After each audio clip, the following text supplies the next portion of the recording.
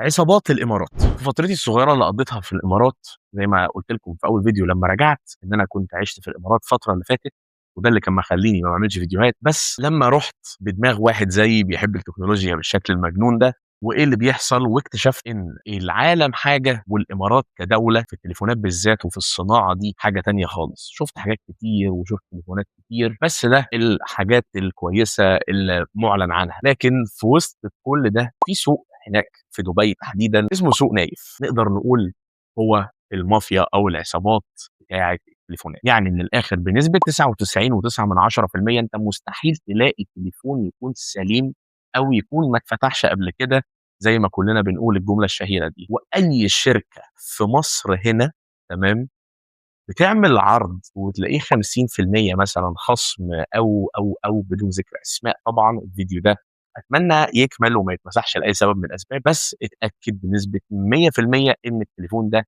تجميع. طب يعني ايه تجميع يا حازم؟ بمنتهى البساطه، التجميع ده هو تليفون بيبقى متقفل مانيوال، مش تقفيل شركه. يعني حد كده فرود بيجيب شاسيه وبيجيب شاشه وبيجيب معالج وبيجيب وفي الاخر بيعمل لك التليفون الجميل الحلو اللي بتاخده بسعر مختلف تماما عن سعره الحقيقي. ده ممكن يأثر عليك كمستخدم، اكيد طبعا، لان انت ما تبقاش عارف ايه العيب او ايه الخازوق اللي بعد فتره هيبان.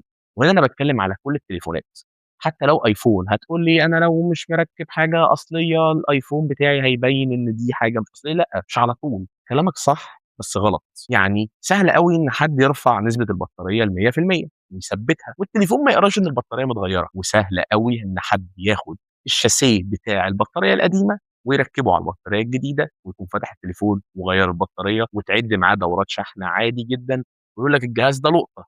صاحبه اشتراه ايفون 13 برو ماكس اول ما نزل، وبعد كده قرر ان هو يبيعه، ان هو يقفله بدون اي سبب. قرر ان هو يقفله سنتين ثلاثه مثلا، والجهاز كسر زيرو النهارده بتاخده بطاريته 90%. فده طبعا عبث يعني بمنتهى البساطه. فاكتشفت ان الموضوع اكبر بقى من خيالنا. بقى انت بتتكلم ان هو الموضوع متشعب قوي وشوارع كتير. كان نفسي اقدر اصور الاماكن دي، بس للاسف الموضوع ما كانش ألذ حاجه. يعني ما حبيتش ان انا اصور، الدنيا كده كده كانت وقتها قلق، فالتصوير ما كانش هيبقى ألذ حاجه. يعني نرجع تاني بقى، التليفون التجميع هو تليفون مجهول العيوب. وارد يبقى تليفونك كويس وتجميع وعايش معاك فترة كبيرة، وارد يكون في عيب وبمجرد ما تاخده تكون اخدته فعليا. مش مضمون الموضوع نهائي وحرص منه. الامارات اي تليفون هيجي منها مستعمل بنسبة 99.9% هو مفتوح ومتغير فيه حاجات، سواء اندرويد او سواء ايفون. الموضوع منتهي، خلي بالك. وهناك بيبرروا لك بقى. وعندهم برضو حاجة غريبة جدا، الايباد هناك بيتباع بالكيلو. يعني انت ممكن تشتري هناك ايباد ب 70 درهم، مش عشان هو رخيص، عشان هو وحش. يعني انا وصلت بيا ان عجبني، ضعفت لقيته ب 70 درهم، قلت يعني وجبه، عادي وجبه واتغديت، ولو باظ مش هزعل. بفتح عليه يوتيوب جهاز فرقع عمل كده بدون مبالغه. انا سمعت صوت عامل كده، جاب شاشه، تمام، وجاب شاشه كده شبه شاشه التلفزيون القديمه اللي هي بتعمل وباظ. ما نطقش تاني، ما اداش منطق. فالامارات في التليفونات لو مش هتشتري جديد ما تشتريش مستعمل من الامارات. وبيعملوا العلب فيك بالسيريال نمبر الصح، عشان ما تقولش العلبه. لا، العلبه بتتفيك عادي جدا. ب 30 درهم بيعملها لك وانت واقف، بيسالك عاوز له علبه ولا مش عاوز له علبه.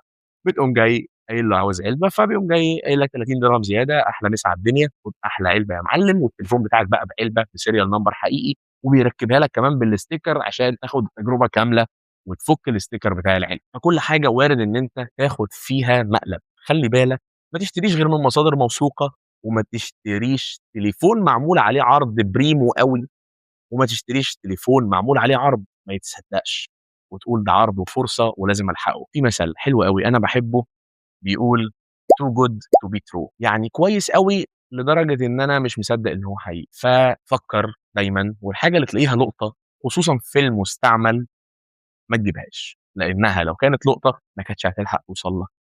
وبس كده، ده كان فيديو سريع. اتمنى ما كنتش طولت عليكم، وباذن الله نحاول ننزل فيديوهات طويلة الفترة الجاية بشكل اكتر من كده. كان معاكم حازم تيك فيو. سلام.